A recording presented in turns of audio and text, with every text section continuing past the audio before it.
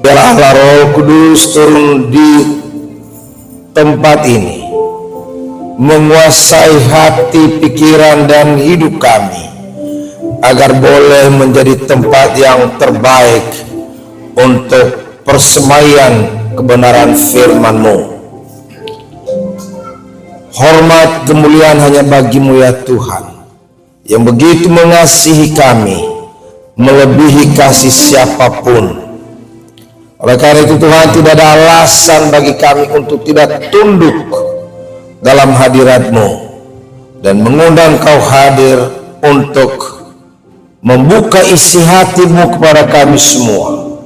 Buatlah kami mengerti ya Tuhan, agar kami mampu melakukan apa yang Tuhan inginkan kami nyatakan dalam kehidupan kami yang sementara ini. Ya Bapa, biarlah hati kami diliputi suasana hati yang penuh sukacita di dalam Tuhan. Hamba-Mu yang sangat terbatas, Engkau perlengkapi dengan hikmat surgawi, sehingga setiap kata kalimat yang keluar dari mulut hamba-Mu ini berguna bagi pertumbuhan, bagi berakarnya jemaat Tuhan di tempat ini, sehingga pada akhirnya berbuah, dan buahnya itu kekal untuk kemuliaan bagi nama Tuhan. Terpujilah Engkau. Kami sambut kebenaran firman-Mu di dalam nama Allah Bapa, Putra, dan Roh Kudus, di dalam nama Tuhan Yesus. Setiap orang yang mau diberkati Tuhan, bersama-sama saya katakan amin. Shalom. Lebih bagus suara yang ini, betul ya? Jaminan? Oh iya, luar biasa. Oke. Selamat pagi. Halo, selamat pagi. Sudah pada sarapan? Ya, betul. Nggak apa-apa, kalau ada yang sarapan juga nggak apa-apa, karena kebagian ya. Firman Tuhan katakan, orang tidak hidup saja dari roti, tapi juga dari firman Tuhan. Setelah firman Tuhan kita sarapan. Jangan sampai lupa. Ya. Terlebih dahulu saya ucapkan terima kasih pada Pak Pendeta Dr. Don Gawole dan Ibu Dr. Pendeta Dr. Amike Sumuang, sahabat-sahabat kami yang terkasih. Kami ini sama-sama satu guru, satu ilmu di SDT IKAT. Ya, terima kasih. Salam juga dari istri saya. Kami berbagi hari ini. Saya di sini, dia di sana. Yang penting dia tetap dalam hatiku. Puji Tuhan, ya. Oke, baik, kita akan renungkan firman Tuhan. Oh iya ya, ada yang tanya, ini Bapak ini siapa? Ganteng-ganteng, ini sudah milik orang, jangan lagi di apa-apain. Tapi kalau sekedar nama boleh tahu. Nama disiplin. Famnya Manau, asalnya dari Nias. Istri 1, anak baru 5. Kok diketawain? Ya baru 5 lah, karena mama saya 9 ya dia melahirkan. Mama tua saya malah cuma 13, jadi melebihi anaknya Yakob. Jadi biasa aja gitu ya. Jadi kalau dikasih Tuhan anak 1, puji Tuhan. Dikasih 5, Pancasila kan, puji Tuhan. Dikasih 13, siapa berani nolak? Kayak itu semua anugerah Tuhan. Mantu 1 dan cucu 1. Jadi ganteng-ganteng begini sudah opa-opa. Tapi gigi masih lengkap, nggak usah diperiksa. Karena di sini nggak ada dokter gigi kan? Ada dokter gigi? Oke, baiklah ya. Kalau sehari-hari saya bekerja, hakim tinggi bahkan wakil ketua di Pengadilan Tinggi Tun Surabaya. Namun kalau Jumat, Sabtu, Minggu jadi hambanya. Jadi ya puji Tuhan, semua itu bukan karena kita hebat, tapi karena anugerah Tuhan. Amin. Oke, baik. Hari ini kita akan baca firman Tuhan dari Galatia 6 ayat 6 sampai 7, dan kelihatannya itu sudah ada teksnya di PowerPoint yang saya, oh betul, jadi kita tinggal baca ya. Tapi bagi yang bawa Alkitab itu poinnya 2 ya. Jadi walaupun sekarang di HP kita itu sudah lengkap ya, ada aplikasi Alkitab, puji Tuhan. Baik, untuk menghormati Tuhan lewat firman-Nya, kami undang bangkit berdiri dan kita akan baca secara bergantian. Saya ayat 6, Bapak Ibu ayat 7, atau saya balik, Bapak Ibu ayat 6, saya ayat 7, nanti ayat 8 kita baca bersama-sama. Dalam hitungan ketiga kami dengan hormat silakan membacanya. 1, 2, 3. Baiklah dia yang menerima pengajaran dalam firman, membasis segala sesuatu yang ada padanya dengan orang yang memberikan pengajaran itu. Jangan sesat. Allah tidak membiarkan dirinya dipermainkan, karena apa yang ditabur orang itu juga yang akan dituainya. Sama-sama. Sebab barang siapa menabur dalam dagingnya, ia akan menuai kebinasaan dari dagingnya. Tetapi barang siapa menabur dalam roh, ia akan menuai hidup yang kekal dalam roh itu. Amin. Silakan duduk Bapak Ibu. Terima kasih kerjasamanya luar biasa. Bapak Ibu dan Saudara yang kami kasihi, di Kamus Bahasa Indonesia yang diperbaharui, kata menabur itu dimaknai menghamburkan benih. Ada petani di tempat ini? Tolong tunjuk tangan yang pernah jadi petani. Oh nggak ada, ini orang kota semua yang dikasih makan sama petani ini semua ini. Kalau saya pernah Bapak Ibu, saya sampai SMA di Nias itu hidup sebagai petani, menolong membantu orang tua saya bagaimana menanam jagung, menanam padi di telagan, menanam padi di sawah. Saya jalani semua Bapak Ibu. Jadi kalau bicara menabur ini saya paham itu ya. Sedangkan menuai dimaknai memotong padi, memanen padi ya, menjalankan panen, memanen, memetik ya. Ada yang pakai sabik, ada yang pakai ani-ani, itu di jari telunjuk sudah ada cincin, ada pisaunya, jadi tinggal digini-gini, ini tuh padi terbawa. Ibu ini senyum-senyum, kayaknya pernah mengalami Bu ya. Sama kita Bu, berarti sama-sama kita orang mulia Bu. Ada lagunya, orang tani, orang mulia, orang yang tercinta. Jadi orang mulia itu bukan duta besar, bukan para hakim seperti saya, bukan, tapi peta. Buktinya apa? Ada lagunya, ada lagunya semua ya. Nah, dalam Alkitab dibedakan antara menabur dalam roh, tadi kita udah baca, yang berarti bahwa seluruh pikiran, seluruh perkataan dan tindakan perbuatan itu berfokus bagaimana memuliakan Tuhan. Itu namanya menabur dalam roh. Ada amin apa amin? Nggak ada pilihan kan, ada amin atau amin. Artinya itu kepastian, nggak ada lain dari itu.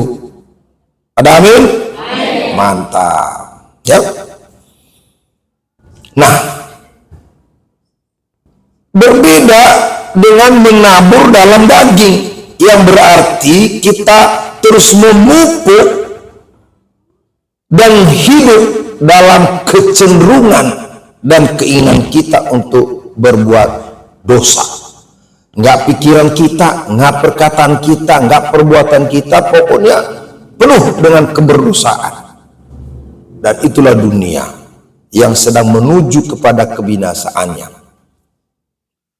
Semua orang percaya pernah menabur. Benar apa enggak? Dalam konteks menabur hari ini, Artinya Anda pernah berpikir, Anda pernah berkata-kata, Anda pernah melakukan perbuatan dalam pilihan memuliakan Tuhan atau memuliakan diri sendiri, berlaku benar atau berlaku salah, pilihan. Coba ya, kalau ada pilihan hari ini, Anda atau Bapak Ibu mendingan ke tempat nge-gym pagi-pagi begini, atau ke gereja, pilihannya mana? Ke gereja, puji Tuhan. Itu baru nge-gym. Bagaimana kalau ke tempat yang lebih serem? Pagi-pagi kok dibuka dengan yang gak benar, ya. Tapi Bapak Ibu, ada kecenderungan itu, Pak. Karena Wahyu 12 ayat 12 katakan apa? Celakalah kamu, hai bumi, dengan segala isinya. Karena apa? Iblis telah turun ke atasmu dalam geramnya yang dasar. Karena dia tahu waktunya singkat. Jadi saudara-saudara, pekerjaan iblis itu luar biasa sekarang. Dia gojok orang-orang percaya, dan yang dia hancurkan adalah keluarga. Karena sesungguhnya untuk merusak satu bangsa, merusak satu negara dimulai dengan keluarga. Kalau keluarga hancur, maka itu bangsa atau negara itu pasti hancur. Mengerikan atau menyenangkan? Mengerikan, saudara-saudara. Firman Tuhan hari ini katakan bahwa sebab barang siapa menabur dalam dagingnya, ia akan menuai kebinasaan dari dagingnya. Tetapi barang siapa menabur dalam roh, ia akan menuai hidup yang kekal dari roh itu. Jadi Bapak Ibu dan Saudara, benar bahwa hidup ini pilihan. Dan Tuhan, saya ulangi, Tuhan tidak pernah memaksa Bapak Ibu Saudara dan saya untuk memilih harus ini, enggak. Selalu dia memberi pilihan itu. Tuhan itu demokrasi banget. Tapi setiap pilihan itu ada konsekuensinya. Berani berbuat, berani bertanggung jawab. Jangan munafik. Dia mencuri barang orang. Tiba-tiba sama hakim dia bilang, "Pak Hakim, tolong saya, kurangilah hukuman saya." Capek deh lo. Kan waktu Anda mencuri itu kan sadar kan? Bukannya enggak sadar. Ya kalau berani mencuri ya berani masuk penjara dong. Itu namanya baru orang berintegriti. Betul? Oh, iya dong. Korupsi 40 miliar. Ada kemarin dia sampai ngontrak rumah di Kebayoran Baru, nampung uang 40 miliar. Terbayang nggak ya berapa itu banyaknya? Ini gereja ini kurang tempat. Apalagi pecahannya 5.000, ya ampun. Itu pecahan 100.000 aja itu satu rumah. Lalu sama hakim dia minta-minta, "Pak Hakim, saya kan udah kembalikan uangnya." Iya, dikembalikan karena ketahuan. Kalau nggak ketahuan, bahasanya alhamdulillah. Ya, nah, Bapak Ibu dan Saudara yang kami kasih oleh karena kasih Kristus, teori dan praktek di gereja selama ini, tapi mudah-mudahan di sini enggak ya. Kalau menabur banyak maka menuai banyak. Siapa yang menabur banyak dia menuai banyak. Artinya jika kita memberi persembahan maka kita akan mendapat berkat bahkan sampai 100 kali lipat. Kasihan deh lo pade. Karena sesungguhnya Rasul Paulus tidak bicara soal itu hari ini sama kita. Rasul Paulus tidak mengajarkan hukum ekonomi yang sedemikian yang juga dikembangkan oleh teknologi kemakmuran atau hukum karma di dalam konsep agama-agama di luar kekristenan yang mengatakan bahwa berbuat baik atau buruk akan diterima di masa depan dalam kehidupan yang akan datang, reinkarnasi. Tanpa menyebut agamanya, udah tahu lah itu ya. Nanti ini kan disukit. nggak boleh ngomong. Ya. Jadi Bapak Ibu dan Saudara, secara tegas Rasul Paulus hari ini mengatakan kepada saudara dan saya, pada waktu itu jemaat di Galatia, ya, dikatakan apa? Jangan sesat. Allah tidak membiarkan dirinya dipermainkan. Kenapa yang ditabur orang itu juga yang akan dituainya. Jadi ini bukan soal persembahan Bapak Ibu. Ini bukan soal persembahan. Seolah-olah kalau banyak memberi persembahan, banyak kita dapat. Memberikan persembahan itu wujud bahwa kita sudah diberkati oleh Tuhan. Bayangkan saudara, ini ada teman saya baru aja masuk high ICU, dari ICU ke high. Karena trombosinya dari 370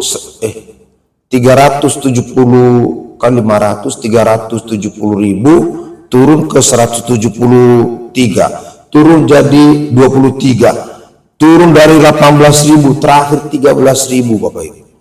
Orangnya buedek 140 kilo. Jadi bukan gede, buedek. Lalu masuk ke ruang itu rupanya Bapak Ibu, satu malam cuma 20 juta.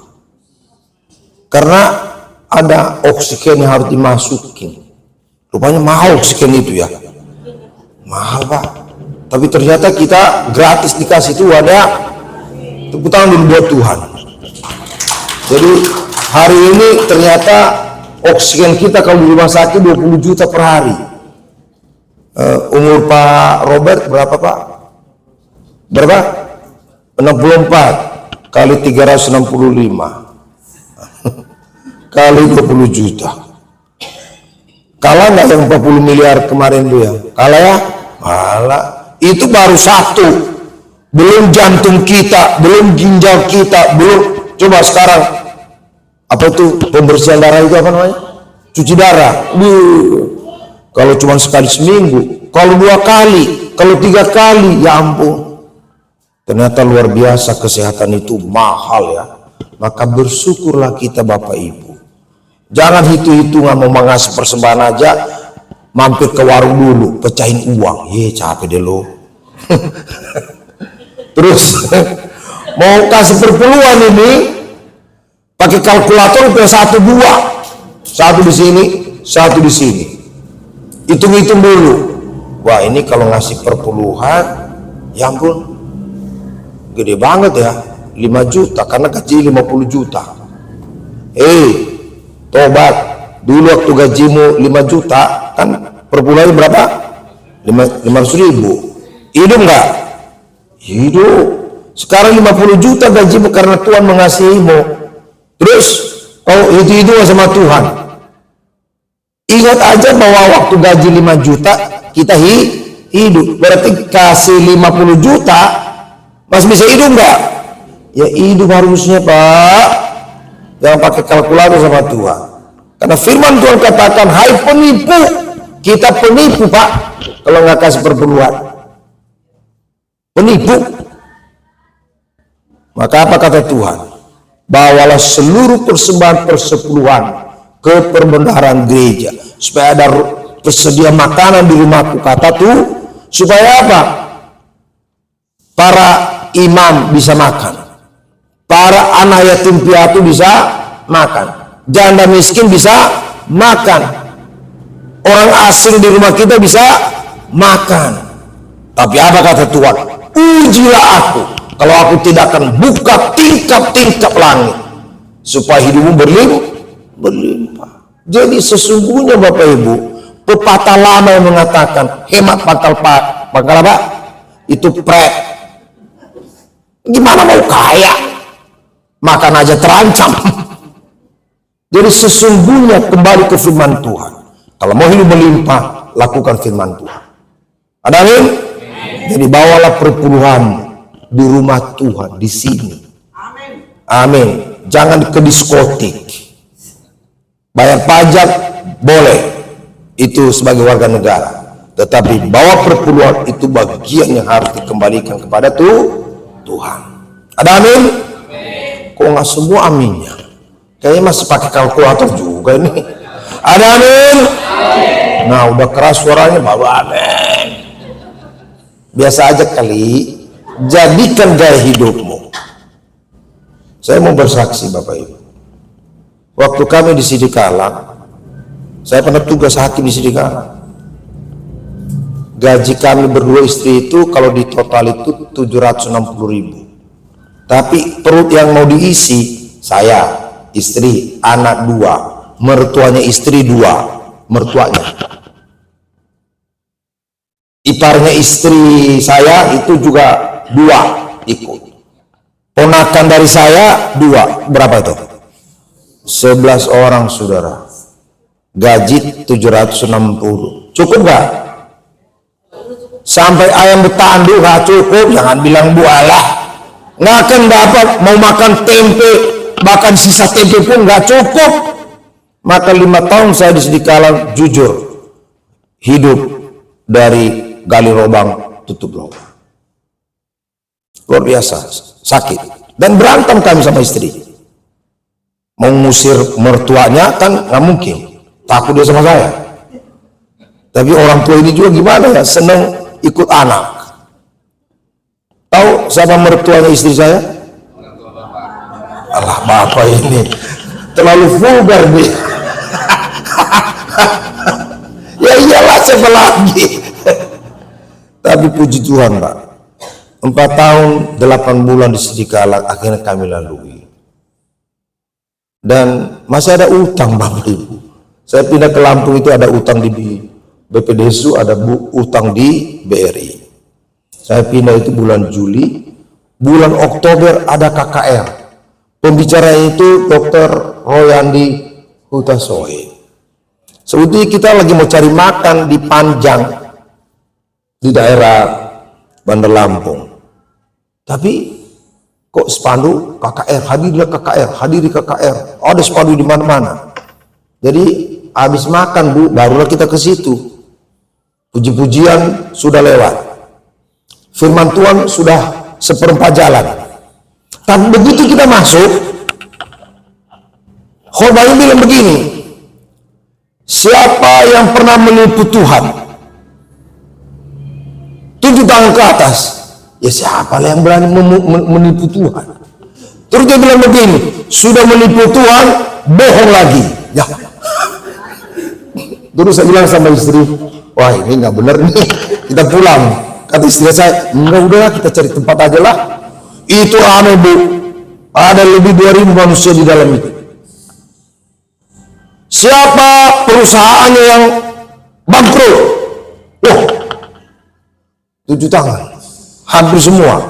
Siapa yang utangnya mau dibayar lunas? Lah, saya karena masih ada utang di 2 bank, bukan 1 tangan Bu. 2 tangan kalau bisa kaki juga naik. Terus dia bilang begini, dia baca Maliaki 3 ayat 10 itu. Dan pulang dari sana Bapak Ibu, kami berdoa sama istri. Kita udah salah Mak, hampir 5 tahun kita tersesat di jalan yang benar. Dan saya menemukan satu kata Bapak Ibu. Jadi gini, akhirnya kami ngitung-ngitung juga, iya ya. Dan gaji kami waktu itu sudah naik dari 1,8 berdua gitu ya. Kita hitung, tapi tetap kurang Pak. Tetap kurang karena anak udah mulai sekolah Pak. Dan sekolah di sekolah kan mahal ya. Sekolah mahal. Kita hitung dan menemukan angka kalau kita bayar per puluhan, kalau tidak bayar per puluhan kurang. Kalau bayar per puluhan lebih kurang lagi. Tapi inilah hikmah dari Tuhan. Saya temukan kalimat ini. Lebih baik berkekurangan di dalam Tuhan daripada berkekurangan di luar Tuhan. Dan kami komitmen mulai bulan November tahun 97 kami komitmen untuk bayar perpuluhan. 94 apa yang terjadi? Halo, 98. Kerusuhan, krisis ekonomi, orang pada jual barangnya untuk beli bahan makanan. Tapi puji Tuhan, nyatakan kuasanya. Di situ kami membangun rumah di Lampung. Nggak tahu dari mana duitnya. Ada aja itu Tuhan kasih. Dan begitu selesai pembangunan itu, selesai juga rezeki itu dari mana-mana. Dan saya pindah ke Jakarta. Beli kemuliaan bagi nama Tuhan. Kesaksian hidup saya Bapak Ibu. Ya. Jadi mulai hari ini jangan pakai kalkulator kepada Tuhan. Ya, pakai hati. Berikan hatimu, hidupmu, apalagi uang. Ada amin? Nah, saudara-saudara, ada beberapa prinsip yang memang kita berbeda dengan kepercayaan yang lain. Pertama, manusia hidup berapa kali? 1 kali. Setelah itu mati dan dihakimi. Tidak ada kehidupan kedua di bumi ini. Kehidupan kedua nanti dalam kekekalan bersama Tuhan Yesus. Tapi itu semua ditentukan apakah hidupmu hari ini menabur dalam roh atau menabur dalam daging. Itu. Yang kedua, manusia memang terlahir berdosa. Ada amin? Loh kok sebagian nggak terima?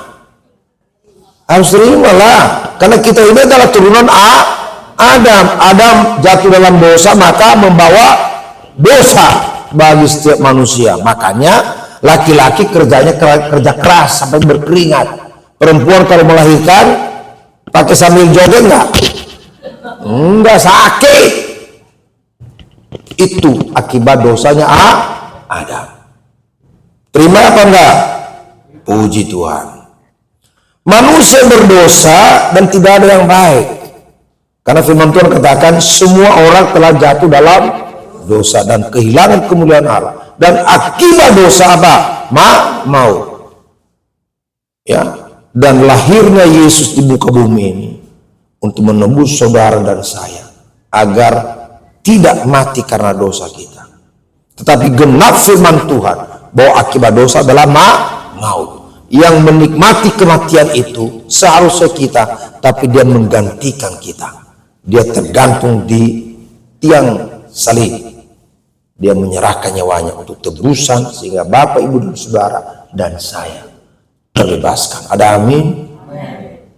Tepuk tangan buat Tuhan. Yang keempat, ada konsep pengampunan. Tuhan mengampuni orang yang berdosa. Saat kapan? Saat kita percaya di dalam nama Tuhan Yesus. Doa Bapa kami mengajarkan apa? Ampunilah kami ya Tuhan, seperti juga kami telah mengampuni orang yang bersalah. Inilah hidup di dalam roh Bapak Ibu. Ini prinsip-prinsip perlu kita kembangkan. Ya, sebagai jemaat, sebagai keluarga besar jemaat di tempat ini harus melepaskan pengampunan. Jangan ada disimpan dendam, apalagi iri, dengki, itu penyakit itu. Ya. Dan yang terakhir, Tuhan adalah Tuhan pencipta yang berdaulat atas semesta ini, atas hidup saudara dan saya. Ada amin saudara? Nah, Bapak Ibu dan Saudara, menjadi pertanyaan bagi kita, apa sih yang melatar belakangi sehingga Rasul Paulus dipakai Tuhan bicara begitu keras kepada jemaat Galatia, dan begitu keras dia bicara kepada jemaat GPKAI, misi kabar baik hari ini. Ada latar belakangnya Ibu, Bapak, dan Saudara, yaitu secara tegas Rasul Paulus memperingatkan jemaat di Galatia agar hati-hati dan tidak tertipu oleh guru-guru palsu yang pada masa itu memuji-muji, menonjolkan seolah-olah jemaat Galatia udah yang paling hebat di muka bumi ini, udah yang paling benar. Tapi ada udang di balik bakwan, dengan maksud supaya timbal balik dong. Jemaat Galatia juga mengagung-agungkan mereka. Bapak, Ibu, dan Saudara, pelayanan para hamba Tuhan tidak lagi berpusat pada Injil pada waktu itu, tetapi hanya sekedar mengumpulkan massa penggemar yang bergantung secara emosional kepada para hamba-hamba Tuhan pada zaman itu.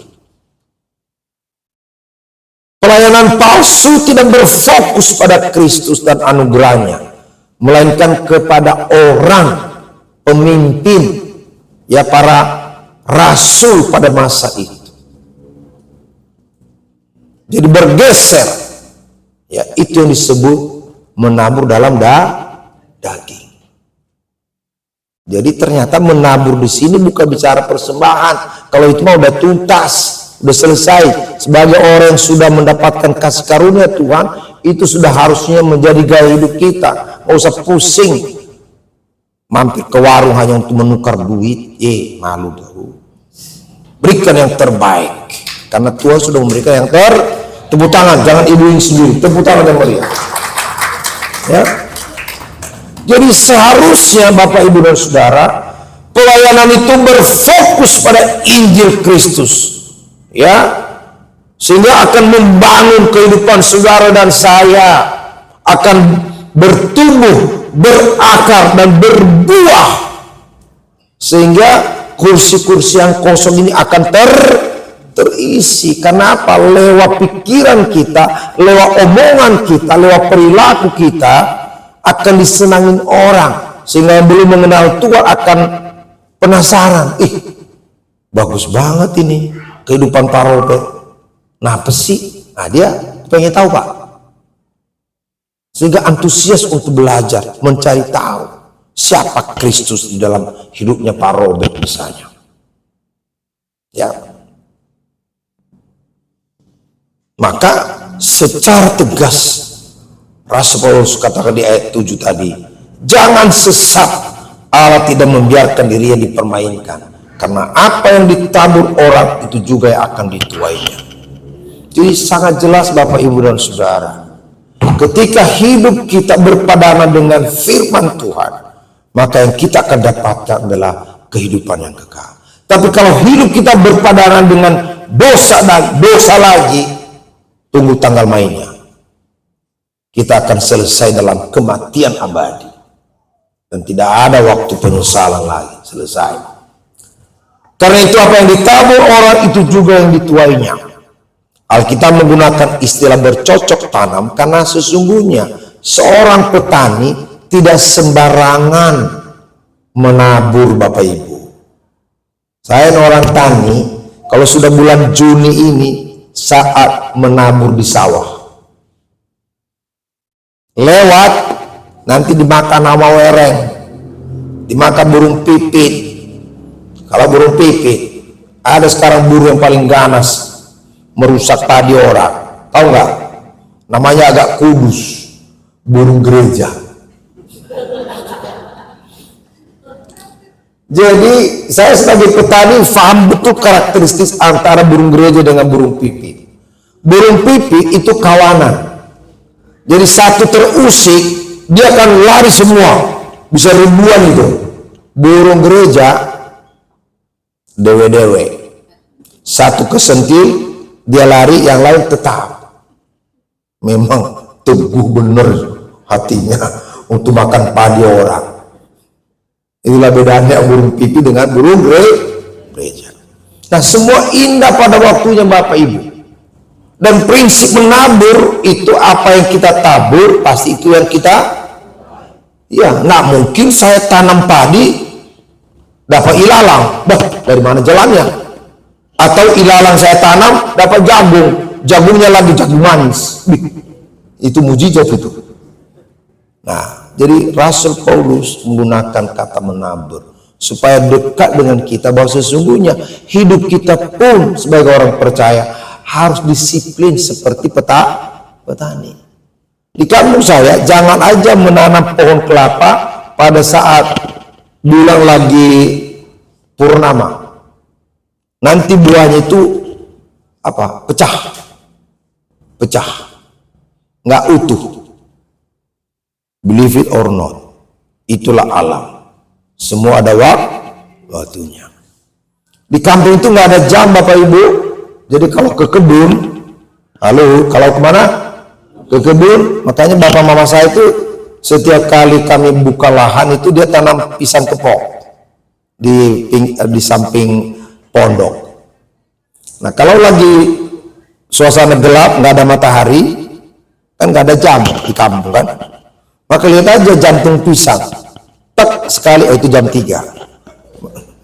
Serius ini Bapak Ibu, saya ini orang tani jadi tahu persis. Artinya kalau perjalanan 11 kilo dari sawah itu ke kampung berarti kan 1,5 jam atau 2 jam, maka kalau tak buat jantung pisang itu berarti itu jam 3 walaupun gelap, tak itu dia nggak pernah bohong itu. Jam kita bisa rusak, itu enggak. Berarti diperhitungkan 1 jam lagi kita bekerja harus pulang, karena kalau enggak nanti kemalaman di jalan. Karena 11 kilo itu enggak pakai sepeda Pak, pakai by foot, pakai kaki, dan itu agak ya namanya juga menikmati hidup di kampung. Makanya saya nggak mau tinggal di kampung Pak, supaya kemiskinan itu jangan berkepanjangan Pak. Itu maksudnya. Ya. Nah, jadi apa hukum menabur dan menuai? Pertama, ada keteraturan. Semua indah pada waktunya, jangan sembarangan. Dan yang kedua, pasti Bapak Ibu, apa yang kita tabur itu hukum menabur.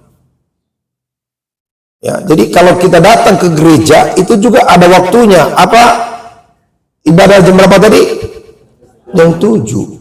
Coba datang jam 11 malam. Halo, siapa yang ketemu di sini?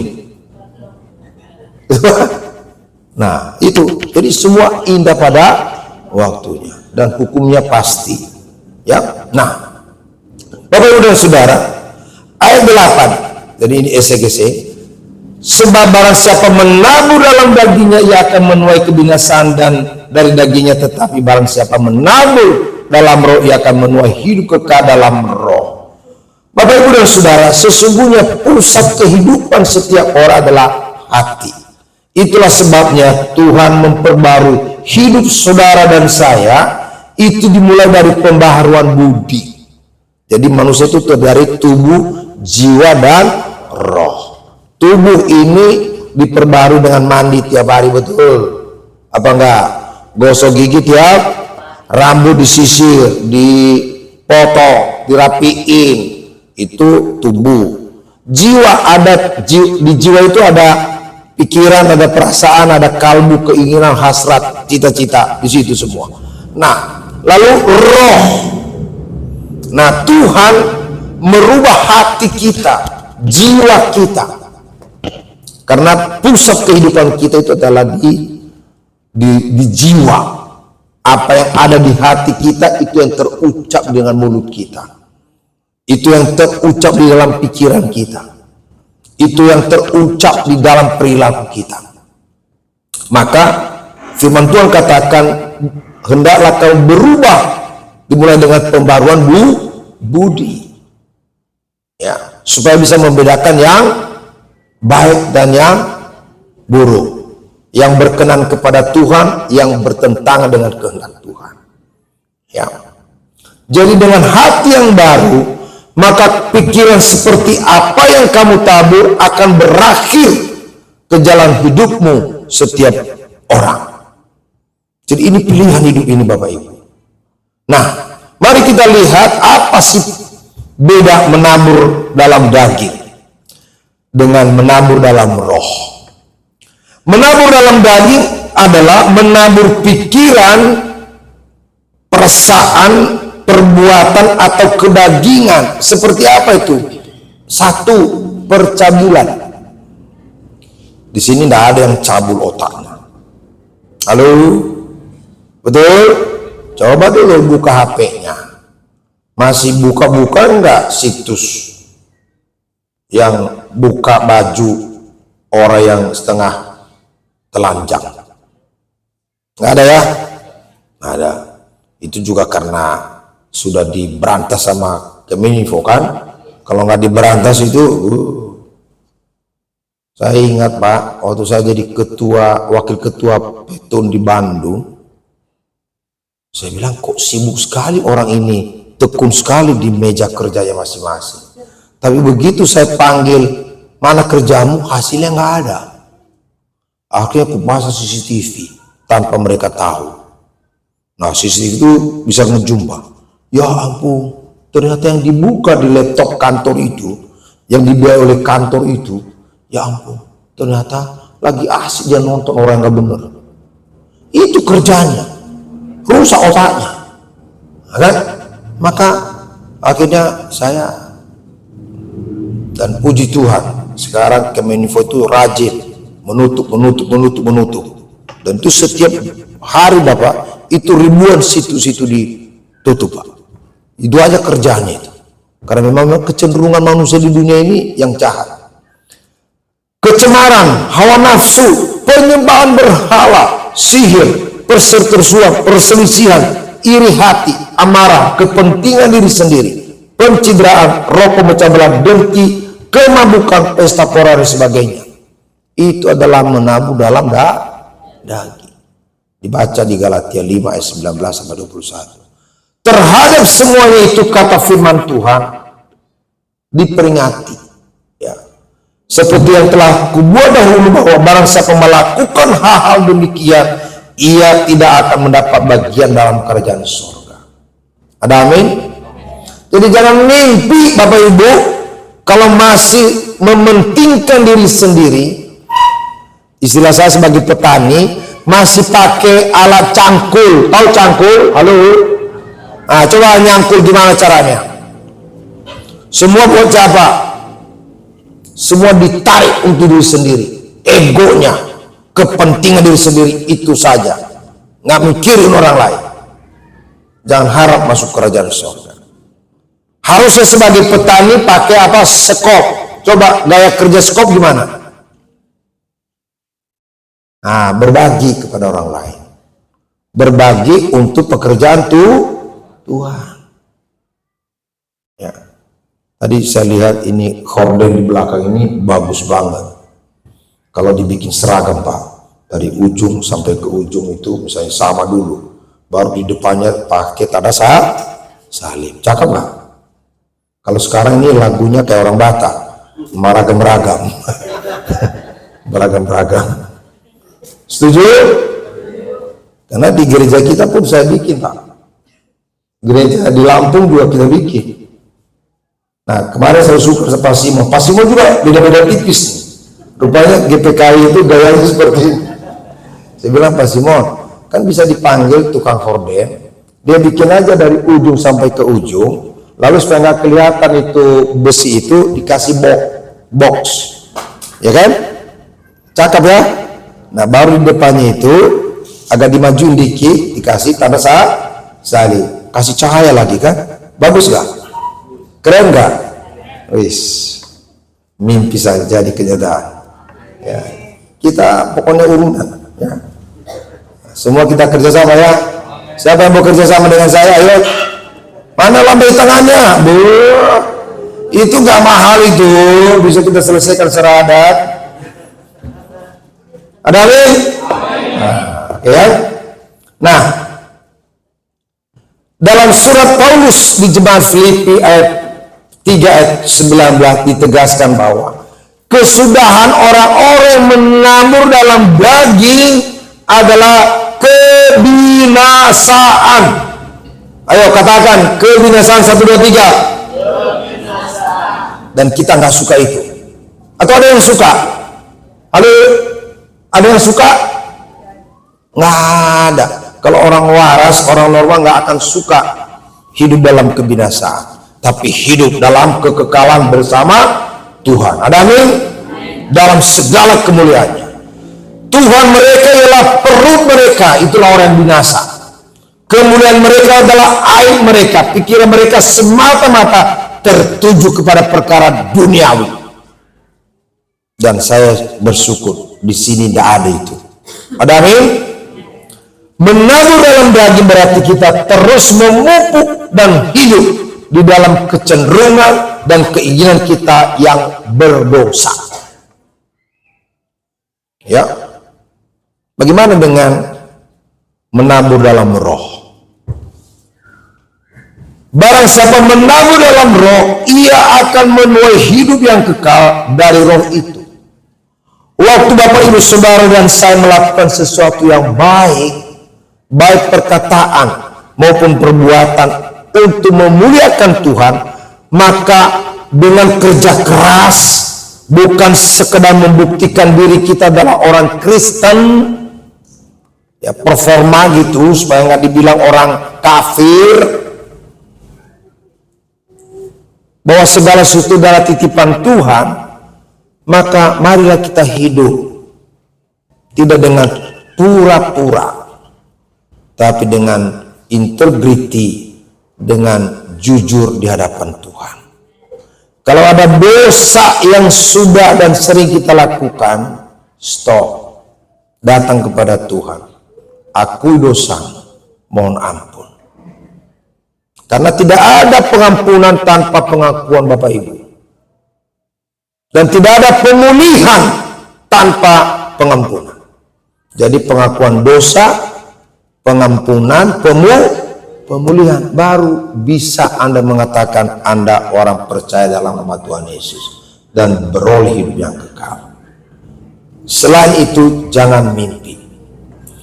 Maka ketika kita menabur dalam roh, kita akan tuai juga dalam roh. Sekali lagi frase ini bukan dipahami bahwa kita harus menabur uang di gereja, bukan. Kalau itu mau udah lewat. Tetapi bagaimana hidup keseharian kita, ya, ketika kita di rumah, bagaimana kita membangun hubungan suami istri. Bagaimana dengan anak-anak kita? Bagaimana kita dengan orang tua kita? Bagaimana di tempat kerja? Bagaimana di tempat kuliah? Bagaimana di pelayanan ini? Jangan bilang Anda sedang melayani Tuhan.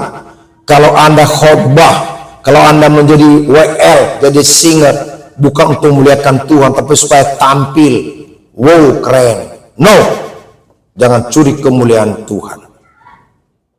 Jangan curi kemuliaan Tuhan. Karena sesungguhnya apapun yang kamu lakukan, baik perkataan maupun perbuatan, akan menjadi kemuliaan bagi nama Tuhan ketika satu, lakukan dalam nama Tuhan Yesus, andalkan Tuhan. Yang kedua, dengan rasa syukur, jangan bersungut-sungut. Karena di mana ada persungutan, berkat itu lari. Tapi di mana ada hidup rukun, di sana Tuhan memerintahkan berkatnya dengan melimpah. Yang ketiga, kerjakan dengan segenap hati. Jangan asal.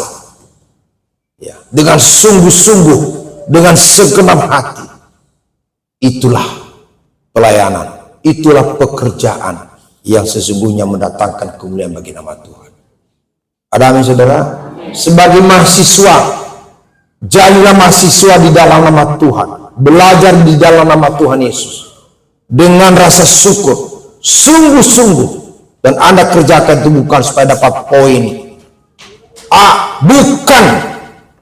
bukan supaya nama Tuhan dipermuliakan. Ada amin?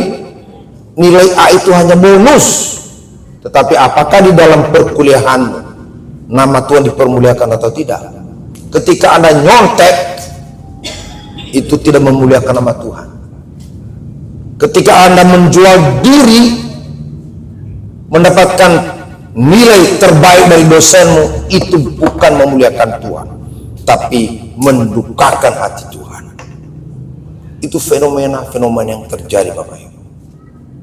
Marilah sebagai jemaat GPKI Kabar Baik, kita mari hidup untuk memuliakan Tuhan. Apapun pekerjaan kita, apapun peran kita sekarang ini, lakukan dengan nama Tuhan Yesus.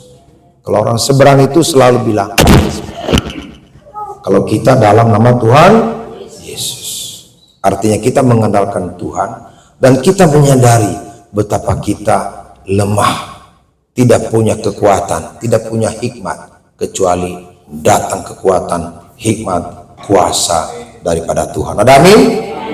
Ada sukacita? Kita tunduk kepala. Maha besar Engkau Allah kami, tak terselami kasih-Mu yang luar biasa dalam kehidupan kami.